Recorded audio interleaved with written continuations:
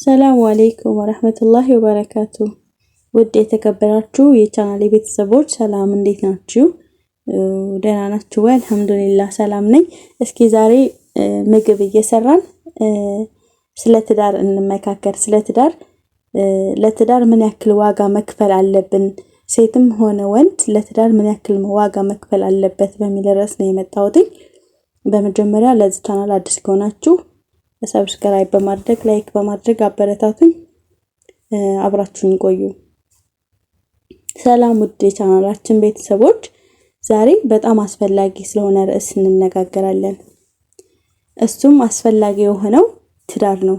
ትዳር እንግዲህ የአላህ እዚህ ዱንያ ላይ ስንኖር ትዳር ለሰው ልጅ በጣም አስፈላጊ ነገር ነው። ከሐራም የምንጠበቅበት፣ ራሳችንን የምንተካበት፣ ህይወታችንን የምንመራበት ትዳር ነውና ጥሩ ትዳር ለመመስረት ደግሞ የኛም አስተዋጽኦ ያስፈልጋል ማለት ነው። ጥሩ ትዳር ለማግኘት ምን ማድረግ ይገባናል ብለን ራሳችንን ከጠየቅን ብዙ ሰዎች ትዳር ከጀመሩ በኋላ ሁሉም ነገር በራሱ እንደሚሄድ ያስባሉ። ነገር ግን እውነታው ይሄ ነው። አንዳንድ አትክልቶች በየቀኑ ውሃና እንክብካቤ እንደሚፈልጉ ሁሉ ትዳርም በየቀኑ ጥረት፣ ትዕግስት፣ ፍቅርና መከባበርን ይፈልጋል። ገባችሁ አይደለ? ትዳር ብቻውን ትዳር ስለተጋባችሁ ብቻ ትዳራችሁ መስመሩን ይዞ ይሄዳል ማለት አይደለም። የምናደርጋቸው የራሳችን የሆኑ አስተዋጽኦዎች አሉ። በየቀኑ በቃ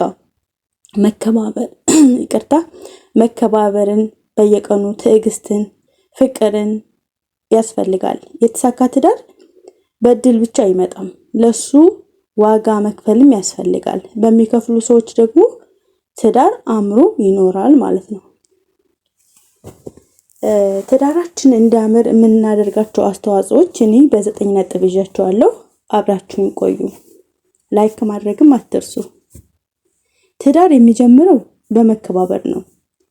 ብዙ ሰዎች ፍቅርን ይናገራሉ፣ ነገር ግን መከባበርን ይረሳሉ። ፍቅር ብቻውን ዋጋ የለውም መከባበር ከሌለበት ማለት ነው።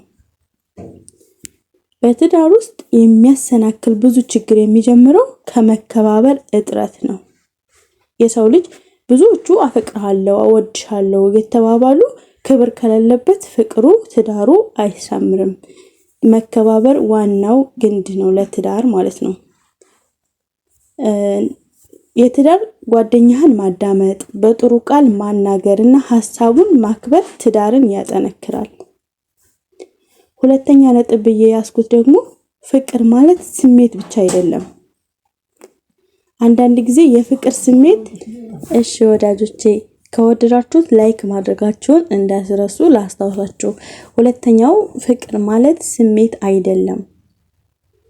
አንዳንድ ጊዜ የፍቅር ስሜት ሊቀንስ ይችላል፣ ነገር ግን ፍቅር በተግባር ሲገለጽ ይጠነክራል። ትንንሽ የመሰሉ እርዳታዎች፣ የሚያበረታታ ቃል፣ አመሰግናለሁ እንደማለት፣ እንዴት ነሽ፣ ውሎሽ እንዴት ነበር ብሎ በመጠያየቅ በጣም ትልቅ ውጤት እንዳለውና ይህ ላንተ ፍቅርን መግለጫ ወይም ፍቅራችንን የምናጠነክርበት መንገድ ነው ማለት ነው። ውሏችን በርቀት ከሆነም በቅርበት ከሆነም የምትኖሩት አንድ ባለትዳሮች ያሳለፉትን ውሏቸውን መጠያየቅ፣ መከባበር፣ መመሰጋገን ይህ ትልቅ ፍቅርና ትዳርን የሚያጠነክሩበት መንገድ ነው። ሶስተኛው ደግሞ ትዕግስት የትዳር ምሰሶ ነው። ማንም ሰው ፍጹም አይደለም፣ ይሳሳታል። ባልም ሆነ ሚስትም ሆነ ስህተትን ይሰራሉ። ሁሉንም ደግሞ በቁጣ ከመመለስ ይልቅ በትዕግስት ረጋ ብሎ በመወያየትና በመነጋገር በመከባበር ትዳራቸውን ያድናሉ ማለት ነው። አራተኛ ደግሞ ያስኩት ይቅርታ መጠየቅ ድክመት አይደለም። አንድ ሰው ካጠፋ ወይ ባል ወይ ሚስት ካጠፋች ጥፋተኛ መሆኗን ካወቀች ተሳስቻለሁ ይቅርታ የሚል ቃል ብዙ ጊዜ ግንኙነቶች ከመፍረስ ያድናሉ። እንዲሁም ደግሞ ይቅር ማለት ሁሉንም ነገር መርሳት ማለት አይደለም፣ ነገር ግን ጥላቻ እንዳይቆጣጠራቸው መወሰን ይችላል። ስለዚህ ይቅርታን ልምድ ማድረግ አለብን። በትዳራችን ውስጥ ይቅርታ ሁልጊዜም በምናደርጋቸው ስህተቶች ቀድመን ይቅርታ ለማለት ማድረግ አለብን ማለት ነው። ስህተተኞች ሆንንም አልሆንንም አምስተኛ ነጥብ ደግሞ መተማመን። በትዳር ውስጥ መተማመን ካለ በቃ እጅግ አስፈላጊ ነገር መተማመን ነው። እምነት በቀላሉ አይገነባም፣ ነገር ግን በቀላሉ ደግሞ ሊፈርስ ይችላል። እውነተኛ መሆን፣ ቃልን መጠበቅ እና ግልጽ መሆን የተሳካ የትዳር መሰረቶች ናቸው። መተማመን አይደለም በትዳር ውስጥ ለማንኛቸውም አስፈላጊ በሆኑ በጎረቤትም ሆነ አብረን በምንኗኗራቸው ሰዎች እምነት ሊኖረን፣ በጓደኛ መካከልም እምነት ሊኖረን ይገባል ማለት ነው። መታመን ለራስ ነው የሚጠቅመው። ስለዚህ ለትዳር ደግሞ እጅግ አስፈላጊ ነገር ነው። ለትዳር አጋራችሁ ታማኝ መሆን ለትዳራችሁ ጥንካሬ ይረዳል ማለት ነው። ስድስተኛው ደግሞ ጊዜ መሰጣጠት ነው። ጊዜ ስጡ፣ ለምትወዱ ሰው ጊዜ ስጡት። ጊዜ ስጡት እንጂ ሰበብ አትፈልጉ። ስራ በዝቶብኛል የሚለውን አንዳንድ ጊዜ እውነት ነው፣ ግን ለትዳር አጋራችን ወይም ለትዳር ጓደኞቻችን ጥቂት ጊዜ መመደብ የፍቅር መግለጫ ነው። ካለችን ጊዜ ጠባብን ብትሆን ባለችን ጊዜ መሰጣጠት አለብን ማለት ነው።